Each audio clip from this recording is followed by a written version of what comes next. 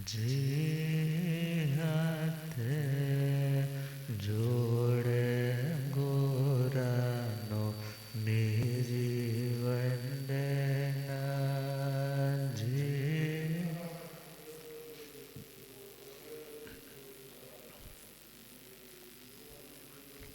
एक बार वंदना हजार बार वंदना।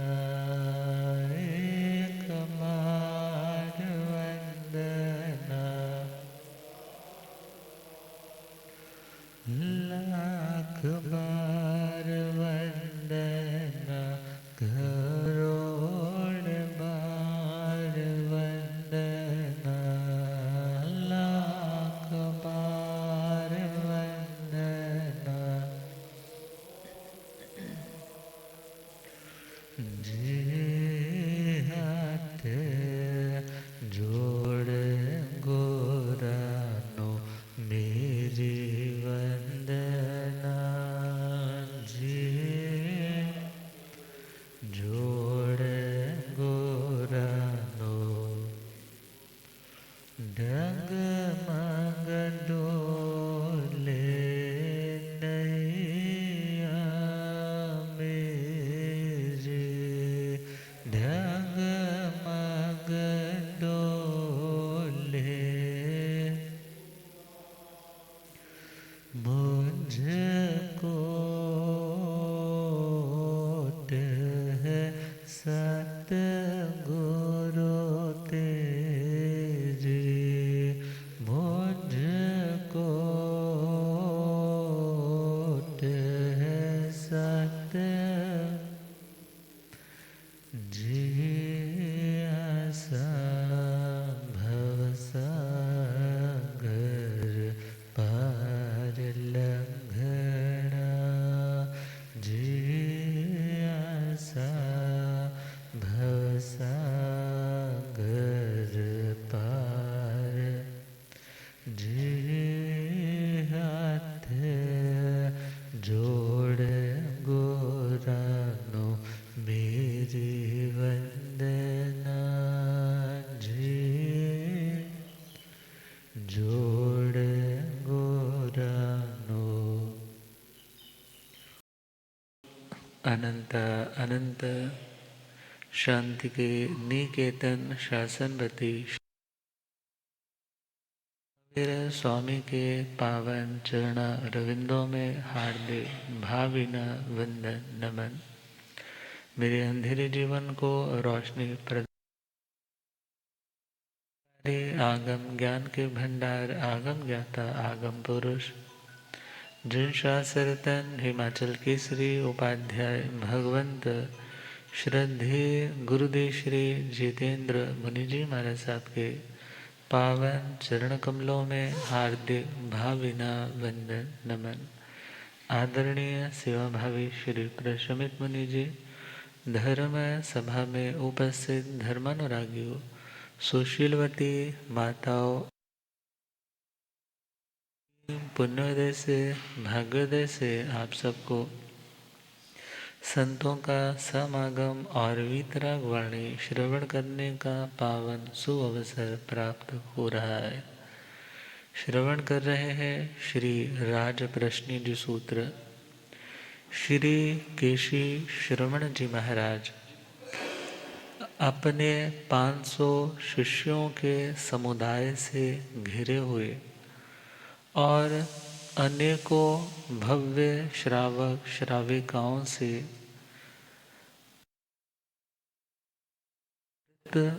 श्री केशी श्रवण जी महाराज मृगवन उद्यान में अपनी मंगलमय धर्म देशना दे रहे और इधर चित्त सारथी जो ऑलरेडी श्री चरणों में वंदन नमन सत्संग करके जा चुका है और अपने प्लानिंग के अकॉर्डिंगली राजा प्रदेश की सवारी के बहाने उन्हें वहाँ तक ले आया। श्री केशी श्रवण जी महाराज के मुखमंडल को, ओजस्विता को देख करके राजा परदेसी प्रभावित हुआ। भले उसके मन में पहला ख्याल जड़, मूढ़, अज्ञानी, मूर्ख हमारे इस उद्यान को घेर करके बैठे हैं। मैं थका हारा आ रहा हूँ, मुझे कुछ देर विश्राम, चहलकदमी, बाग में कुछ देर, मगर इसने तो मेरे आने जाने के मार्ग को ही रोक रखा है। मगर इतने में उनके शोभा संपन्न तप संयम की साधना से उनके देह की कांति पर वो ओजस्विता झलक रही है और वही तेजस्विता उसे प्रभावित करती है।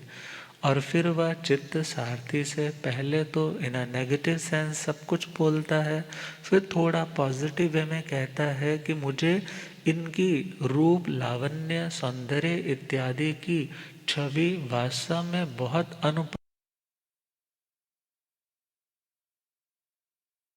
जी जरूर जाना चाहिए। अब जैसे ही गए हैं, वंदन इत्यादि, शिष्टाचार, विनय इत्यादि तो कुछ भी नहीं किया, और जाते सारे ही क्या पूछने लगे, क्या आप शरीर और आत्मा को अलग अलग मानते हो? क्या आपको कोई विशिष्ट आधो अवधिक ज्ञान है?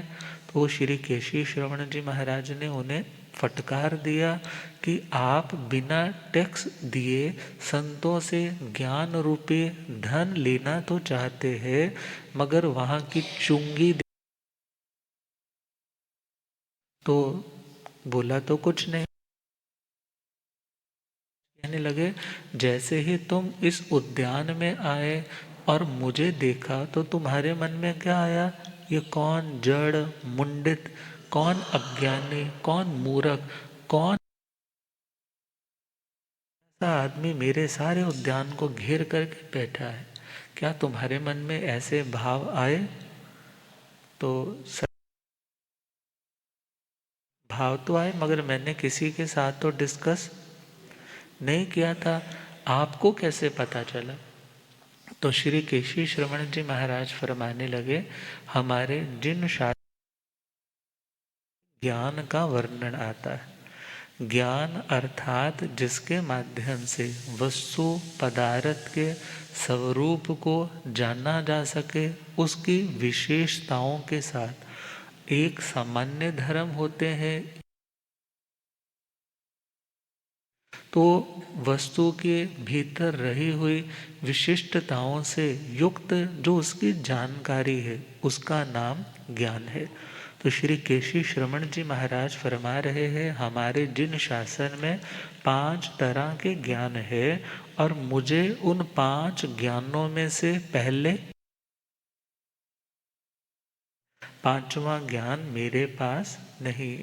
तो 5 ज्ञान में से सर्वप्रथम उन्होंने मति के बारे में बताया, और उसके पश्चात श्रुत ज्ञान के बारे में फरमा रहे कि श्रुत ज्ञान सुन करके, पढ़ करके, श्रुत ज्ञानावरणीय कर्म का जैसे धीरे धीरे क्षयोपशम होता है, अर्थात वो परते, वो आवरण हटने लग जाते हैं, घटने लग जाते हैं, और आत्मा का ही सहज प्रकाश जो है वो बाहर के पदार्थों को प्रकाशित करके आत्मा के ज्ञान का कारण बन जाता है। उन ज्ञान में से उन्होंने 14 प्रकार के उस श्रुत ज्ञान का भी वर्णन केवली है। कैसे है? श्रुत केवली किसे कहा जाता है? जो 14 पूर्व धर होते हैं, करने वाले होते हैं। तो क्या फरमा रहे हैं? मति श्रुत अवधि मन पर अवये ज्ञान, 5 केवल ज्ञान है हो। मति श्रुत अवधि ज्ञान है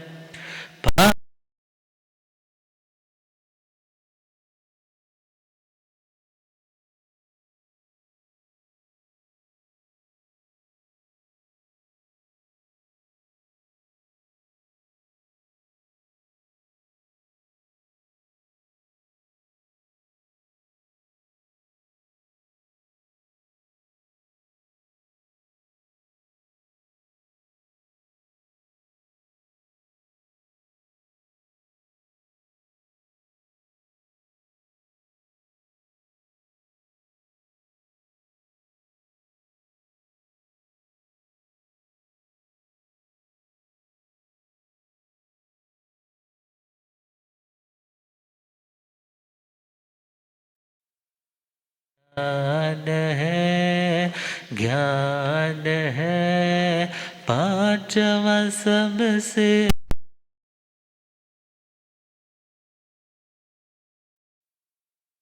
ज्ञान के बारे में उन्होंने श्रुत निश्रित और अश्रुत निश्रित ये दो भेद।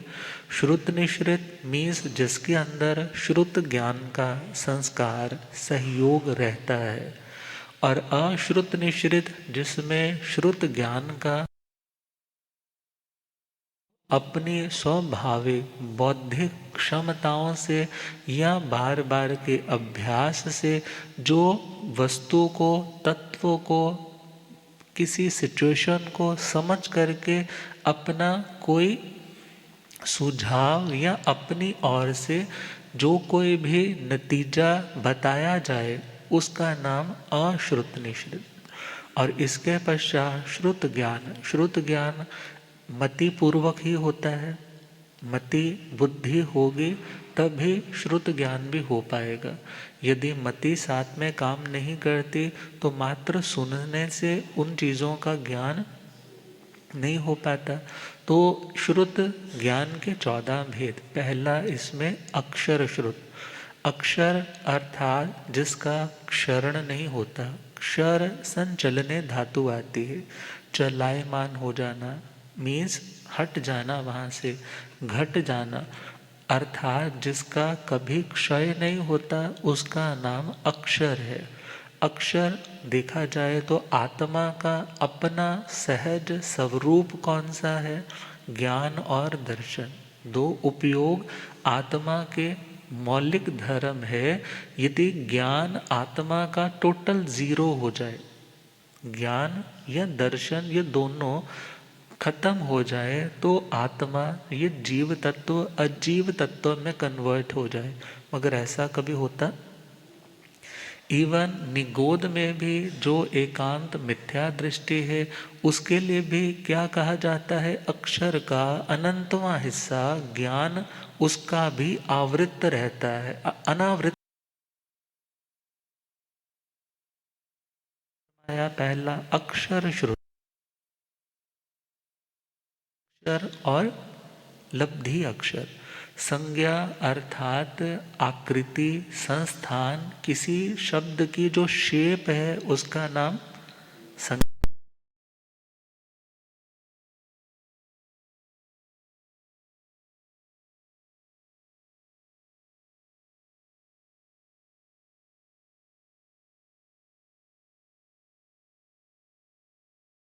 शब्दों से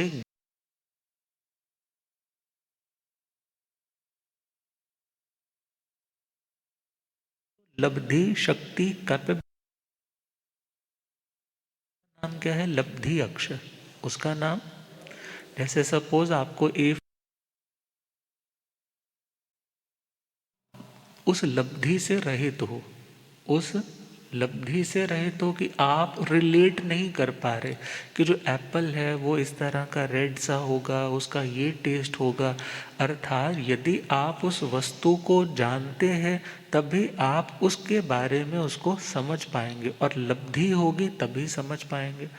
तो पहला अक्षर श्रुत, दूसरा अनक्षर श्रुत। अनक्षर का मतलब जिसमें अल्फ़ाबेटिकल कोई ऐसा उच्चारण या कोई ऐसे शब्दों की श्रृंखला का संयोजन नहीं होता।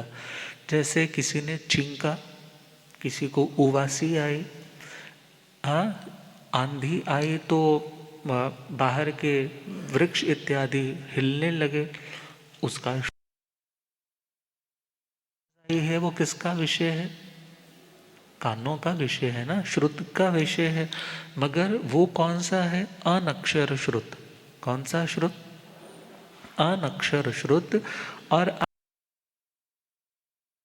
लिख दे कि घोड़े दौड़े, दुगुड़ दुगुड़ दुगुड़, कुछ भी लिख दे, मगर इन एक्चुअल में उन चीज़ों को डिफाइन करने के लिए प्रॉपर शब्दावली नहीं होती है, इसलिए उसका नाम क्या बोल दिया? अनक्षर श्रुत। तो आगे बढ़े तो अगला है संगी श्रुत, फिर है असंगी श्रुत। संगी बोलते हैं जो समनसक है, मन की पर्याप्ति को जिन्होंने पूरा किया है, जो मनोलब्धि से युक्त है, ऐसे जो मन वाले संकल्प विकल्प मनन करते हुए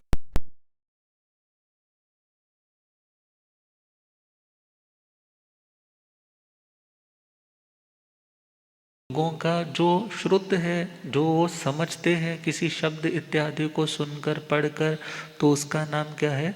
संगी श्रुत। और असंगी अर्थात जो मन की लब्धि से जीवों का, क्योंकि चार इंद्रिय तक सारे कौन है? एकांत असंगी बिना मन वाले है।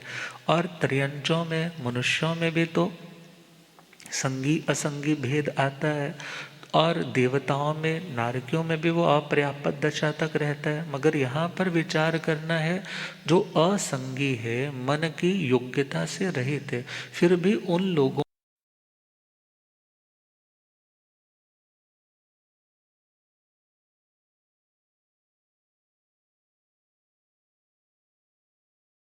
आते हैं या आगे चल पाते हैं, उसका नाम क्या है?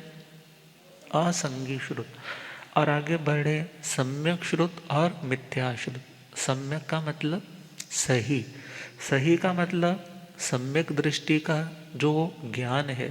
बिकॉज जो दृष्टि की दृष्टि से ठीक है, जिसका दृष्टिकोण करेक्ट है, वो सपोज कुछ ऐसा कंटेंट भी पढ़ ले ना, जहाँ पर दुनिया के भोगों की चर्चा है, वहाँ पर भी वो पढ़ कर के क्या सोचेगा? ये पुण्य का फल है, ये पुण्य के फल को भोगने के स्थान है, मगर ये नश्वर है, ये सदा रहने वाले नहीं। और यदि एक मिथ्या दृष्टि जिसकी मति उल्टी है, अर्थात मोक्ष के मार्ग से जिसकी मति बुद्धि इत्यादि विपरीत चलने वाली है, वो तो अच्छी जगह पर आकर के भी गलत ही सीख करके जाएगा। अर्थात सम्यक दृष्टि का जो श्रुत है, जो ज्ञान है, वो सम्यक श्रुत कहलाता है। भले वो उन मिथ्या मान्यताओं के ग्रंथ भी पढ़ ले, फिर भी उसकी जो दृष्टि है वो सम्यक रहती है। मगर जो मिथ्या दृष्टि है, यदि वो सपोज सम्यक शास्त्रों का अध्ययन भी कर रहा है, मगर इसलिए कर रहा है मुझे गलतियां ढूंढनी है, शास्त्रार्थ करके इन लोगों को मैंने निरुत्तर करना है, अर्थात ऐसे व्यक्ति का वो ज्ञान कौन सा है? मिथ्या श्रुत। तो सम्यक दृष्टि का जो श्रुत ज्ञान है वो सम्यक श्रुत है, और मिथ्या दृष्टि का जो फिर है सादि श्रुत अनादि श्रुत। अब आदि का मतलब प्रारंभ होना, स का मतलब है प्रारंभ के साथ, और अनादि का मतलब जिसका कोई आदि इनिशियल पॉइंट नहीं है। तो जब हम आदि की बात करते हैं तो आदि का मतलब है पर्यायार्थिक नय। पर्यायार्थिक न्याय का मतलब है पर्याय कोई भी अवस्था जिसका इनिशियल पॉइंट स्टार्टिंग बिंदु भी है और उसका दी एंड भी आता है। स्टार्टिंग भी होती है और अवस्था, अर्थात सपोज आपने गोल्ड का कॉइन लिया तो उसकी एक अपनी शेप है, 10 ग्राम का है। अब उसी 10 ग्राम की आपने फिर रिंग बनवाई तो अब शेप क्या हो गई? एक अवस्था नई बनी, पुराने वाली अवस्था फॉर्म डिजाइन खत्म हो गया। अर्थात शादी का मतलब ये उस अपेक्षा से है पर्यायार्थिक नय से, जहां पर पर्याय किसी सिद्धांत को समझाया जाता है।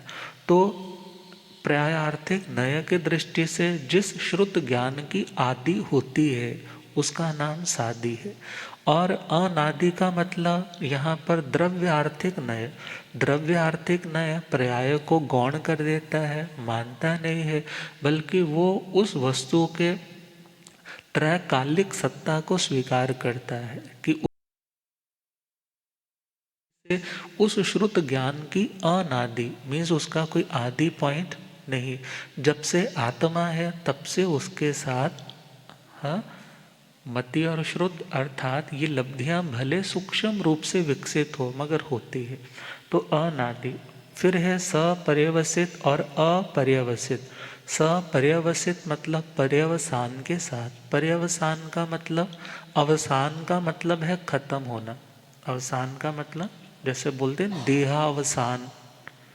देहावसान मतलब देह का अवसान हो गया, देह के साथ जो आत्मा का जुड़ाव था वो अब खत्म हो गया। इस फॉर्म वाला देहों की यात्राओं से मुक्त हुआ है ऐसा नहीं, बल्कि जिस देह में था उस देह के साथ उसका जो संबंध था वो विच्छेद में विच्छिन्न हो गया।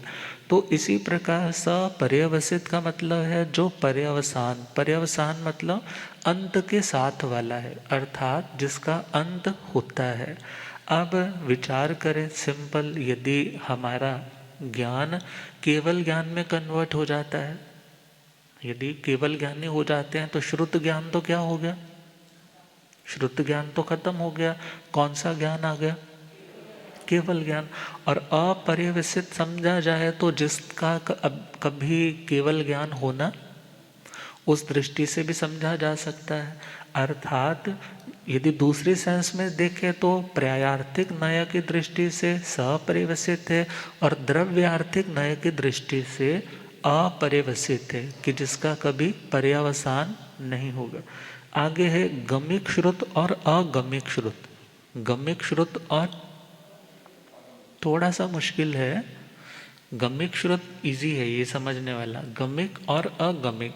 गमिक का मतलब है जहाँ पर बहुत सारा पार्ट तो डिफरेंट है मगर किसी पॉइंट पर आकर के सिमिलैरिटी आती है, समानता आती है। जैसे साहू गोयम पन्नाते छिन्नों में संशयो इमो, जैसे ये लाइन बार बार रिपीट हो रही है और पूरे उस 23वें अध्ययन में, या समयम गोयम माप माय, हर बार गाथा में ये लाइन आ रही है जहाँ पर वो रेपिटेशन आती है, जहाँ पर समानता दिखाई देती है उस पाठ में, उस श्रुत ज्ञान का नाम क्या है? गमिक श्रुत। और जहाँ पर सिमिलैरिटी दिखाई नहीं देती, सारी गाथाएं डिफरेंट है, हर में हर चीज नई है,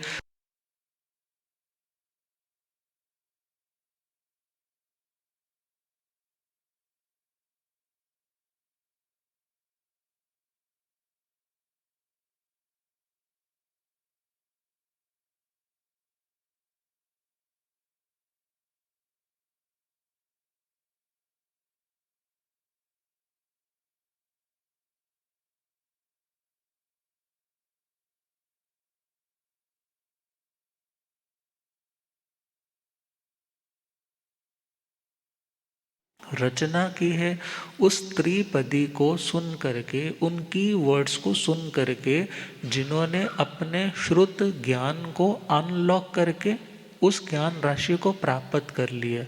उसका नाम क्या है?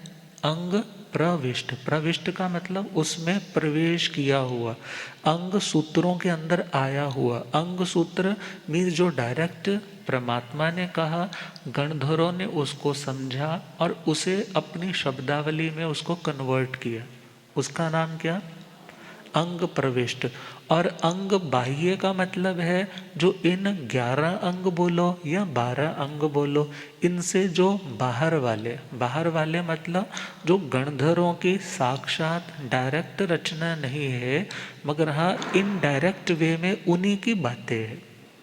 तीर्थंकरों की, गणधरों की ही जो वाचनाएं हैं, उन्हीं के आधार से, उन्हीं से जो क्रक्स निकाला है, जहाँ किसी चीज़ को और अच्छे से डिटेल में समझाना था, तो जो स्थविर भगवंतों में स्थविर भगवान अर्थात जो ज्ञान आदि की दृष्टि से स्थिर, जो अपने पाथ पे, अपने रास्ते पे बड़ी ही स्थिरता के साथ बढ़ने में और अस्थिर चित्त वालों को स्थिरता देने में समर्थवान बन चुके थे, ऐसे स्थविर भगवंतों ने जिसकी रचना की उसका नाम क्या है? अंग बाह्य सूत्र।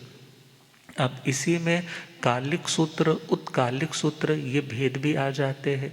और इस टाइम जो स्थानकवासी परंपरा में मान्य है वो 11 अंग, 12 उपांग, 4 मूल, 4 छेद और एक आवश्यक सूत्र। अब आवश्यक सूत्र में चले तो आवश्यक सूत्र में समाय के चतुर्विंशति स्तव 2, वंदना 3, प्रतिक्रमण 4, कायत्सरक 5 और पच्चखान 6, इनका वर्णन मिलता है। तो ये सारा उन्होंने समझाया कि मुझे 11 अंग, क्योंकि 11 अंग आज प्रचलित है, मेरे पास कितना है? 12 अंगों का ज्ञान है, अर्थात दृष्टिवाद आदि सूत्रों के भी वो ज्ञाता थे, 14 पूर्वधर थे। तो ऐसे महामुनीश्वर के श्री मुख से इतना सुना, कितनी नॉलेज है इनके पास। मैं तो सोचता था कि मुझे दुनिया की यदि कोई 72 कलाएं पुरुषों की आती है तो मैं बहुत बड़ा कोई 30 मार्का बन गया, मैं तो कुछ भी किसी को भी बोल सकता हो।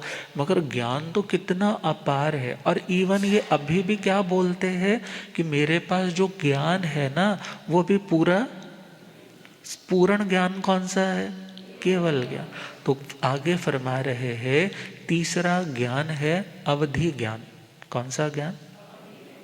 वैसे हम यदि चले नंदी जी सूत्र में स्टार्टिंग में अवधि ज्ञान, मनापर्य ज्ञान, केवल ज्ञान का वर्णन है और बाद में श्रुत ज्ञान का, मति ज्ञान का और श्रुत ज्ञान का वर्णन है। मगर यदि हम सीक्वेंस वाइज चलते हैं तो सीक्वेंस वाइज पहले मति ज्ञान, फिर श्रुत ज्ञान, फिर अवधि ज्ञान, फिर मनापर्य ज्ञान और फिर केवल। अब ये 5 ज्ञान है, इसके पहले 2 भेद करो, पहले 2 डिवीजन करो। एक तो है इंद्रिय प्रत्यक्ष, दूसरा है नो इंद्रिय प्रत्यक्ष। इंद्रियों के द्वारा जिसका साक्षात्कार, अर्थात वस्तु पदार्थ का निश्चय करने के लिए जहाँ पर इंद्रियां काम करती है, सहयोगी बनती है, उसका नाम क्या है? इंद्रियों की अपेक्षा, अपेक्षा मतलब उनकी ओर मुंह नहीं ताकना पड़ता, उनके सहयोग की आकांक्षा नहीं रखनी पड़ती, और उसका नाम क्या है? नो इंद्रिय। जो इंद्रिय निरपेक्ष ज्ञान है उसका नाम नो इंद्रिय प्रत्यक्ष। और फिर थोड़ा सा और आगे चले तो 2 शब्द और आते हैं, साम व्यवहारिक प्रत्यक्ष और पारमार्थिक प्रत्यक्ष। साम व्यवहारिक मतलब दुनिया के लिहाजे से व्यवहार के धरातल पर जिसे प्रत्यक्ष बोला जाता है। मीन्स आपको कोई चीज़ किसी को बतानी है कि ये ऑरेंज है तो ला करके दिखाना पड़ेगा ना ये ऑरेंज है। अर्थात जिन चीज़ों को आप दिखा सकते हो व्यवहार के धरातल पर, जिन चीज़ों को प्रैक्टिकली आप बता सकते हो, उन चीज़ों का नाम क्या है? साम व्यवहारिक प्रत्यक्ष। और जिन चीज़ों को अनुमान आदि के द्वारा आप बता सकते हो या जिन चीज़ों को हर कोई समझा नहीं सकता है, उसका नाम क्या है? पारमार्थिक प्रत्यक्ष। पारमार्थिक मतलब परम अर्थ। परम अर्थ देखा जाए तो जिसके पास अतिशय ज्ञान आदि पैदा हो जाता है, वही इन ज्ञानों के माध्यम से वस्तु पदार्थ का प्रत्यक्षीकरण मीन्स उनका साक्षात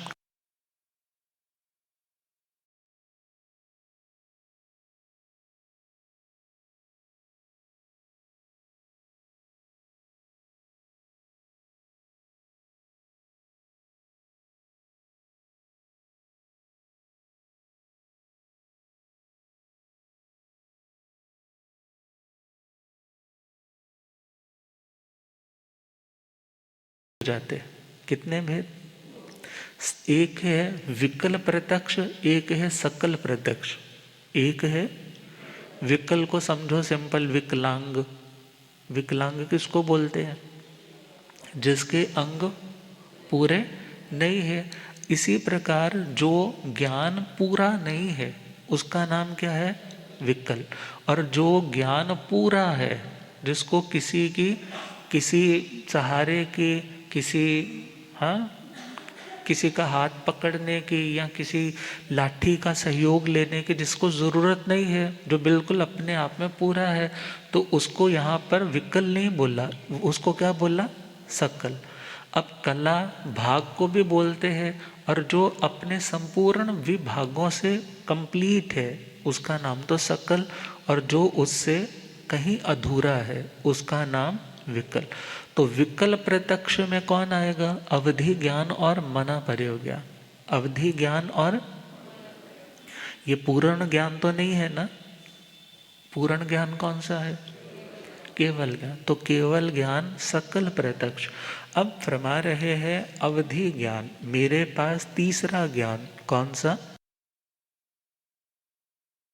पर इंद्रियों का सहयोग, आंखें खोल करके किसी चीज को 20, 50, 100 किलोमीटर देखना है तो आंखें तो कहाँ तक देखेंगे?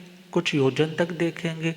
मगर मैंने सपोज 1000, 2000, 20,000 किलोमीटर तक देखना है, तो वहां पर इन आंखों से, इन आंखों की एक अपनी कैपेसिटी है।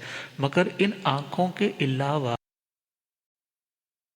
उन चीजों को देखना चाहे, आत्मा के ऊपर, आत्मा के प्रकाश को जो रोकने वाले आवरण है, पर्दे हैं, जब वो पर्दे हट जाते हैं, जब वो पर्दे हट जाते हैं, तो फिर वो आत्मा दूर दूर के रूपी पदार्थों को, रूपी मत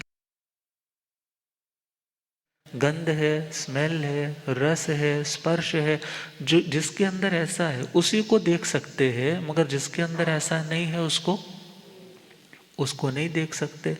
अब धर्मास्ति का है, अधर्मास्ति का है, आकाशास्ति का है, ये द्रव्य कैसे है? आरूपी है। अब पुद्गल आस्ति का है, कैसा है? रूपी है। आत्मा द्रव्य कैसा है? आरूपी है। तो अवधि ज्ञानी किन्हें देख सकता है? रूपी को। आरूपी को नहीं देख सकता। तो फरमा रहे हैं कि मेरे पास अवधि ज्ञान है। अवधि का मतलब मर्यादा।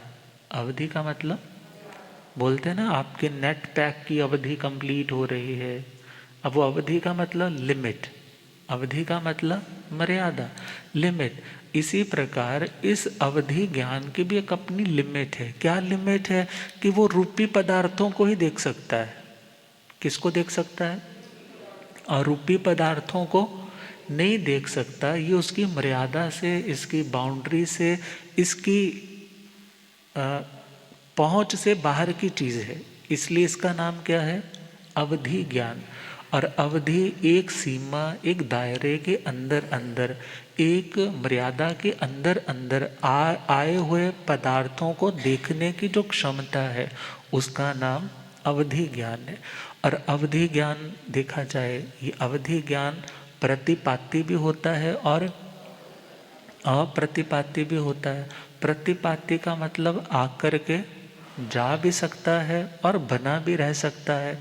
और कहा जाता है कि यदि किसी व्यक्ति को पूर्ण लोक को जानने की क्षमता पैदा हो जाए, पूर्ण लोक मीन्स 14 राज्यों लोक के अंदर जहाँ जहाँ रूपी पदार्थ है उन्हें जानने की क्षमता पैदा हो जाए, और उससे सिर्फ एक प्रदेश और बढ़ जाए, एक प्रदेश और मीन्स अलोक, देखता नहीं है मगर देखने की, एक आकाश प्रदेश तक और जानने की क्षमता आ जाए, तो उसका अवधि ज्ञान अप्रतिपात, वो गिरता नहीं है। क्योंकि बहुत से लोग, किसी के पास कोई साधना है वो आकर के चली भी जाती है, मगर बहुत से ऐसे हैं जिनकी वो साधना जाती, और जिसका एक बार अप्रतिपात, वो उसी भव में तरने वाला है। क्योंकि चरम शरीरी को ही होगा। किसको? चरम शरीरी को ही होगा। और वो फिर उसी भव में केवल ज्ञान को भी प्राप्त करेगा। और इतना ध्यान और रखना है कि मति के आधार पर आगे बढ़ते बढ़ते भी सीधा केवल ज्ञान हो सकता है। अवधि ज्ञान हो, ये कोई मैंडेटरी नहीं है। मना पर्यव ज्ञान होना चाहिए, ये भी कोई मैंडेटरी नहीं है। जिसके पास अवधि ज्ञान हो उसके पास मना पर्यव ज्ञान भी होगा, ये भी मैंडेटरी नहीं है। किसी के पास मना पर्यव ज्ञान है, अवधि ज्ञान नहीं है, क्या उसको केवल ज्ञान हो सकता है? हो सकता है, यदि उसका विपुल मति वाला मना पर्यव ज्ञान है तो हम इसको समझते हैं। इंद्रिय मन निरपेक्ष है, अगले तीनों ही ज्ञान। अवधि मन पर्यव है, विकल सकल है केवल ज्ञान। इंद्रिय मन निरपेक्ष है, अगले तीनों ही ज्ञान। अवधि मन पर्यव है, विकल सकल है केवल ज्ञान। सबसे ऊंचा केवल ज्ञान का स्थान है, सबसे ऊंचा केवल। पांचवा सबसे ऊंचा केवल ज्ञान है। हो मति श्रुत अवधि मन पर्यव ये ज्ञान है, ज्ञान है। से ऊंचा केवल अवधि रूपे द्रव्यों को जाने। भव प्रत्यय और गुण प्रत्यय गति चार में आने। अवधि है मर्यादा रूपे द्रव्यों को जाने। भव प्रत्यय और गुण प्रत्यय गति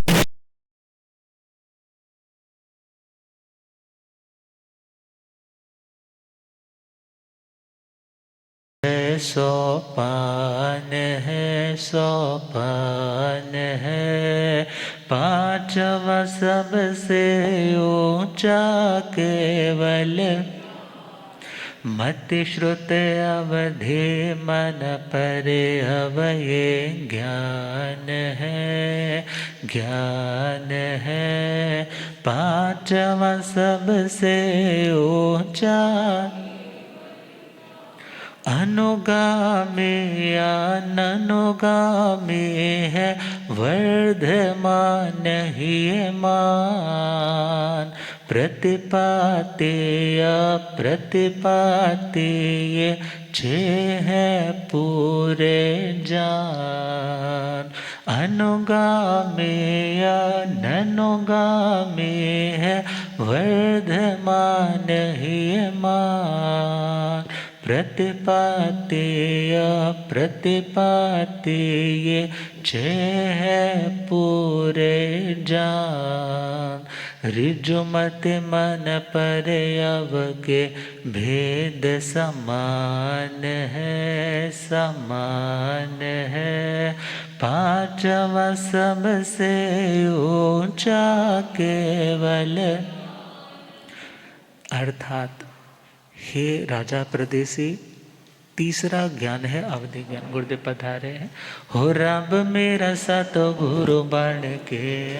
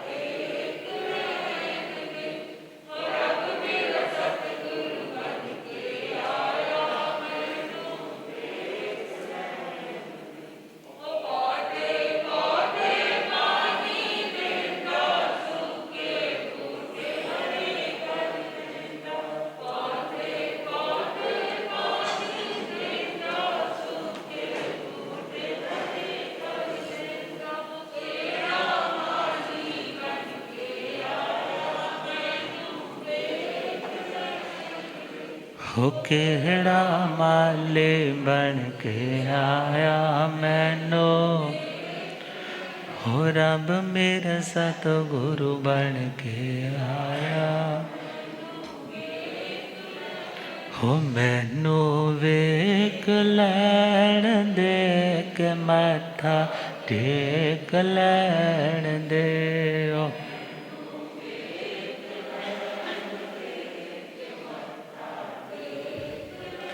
हो रब मेरा सतगुरु बन के आया मैनो, भूलि आगम ज्ञाता आगम पुरुष जिन शास्त्र तन हिमाचल केसरी उपाध्याय भगवंत श्रद्धे गुरुदेव श्री जितेंद्र मुनि जी।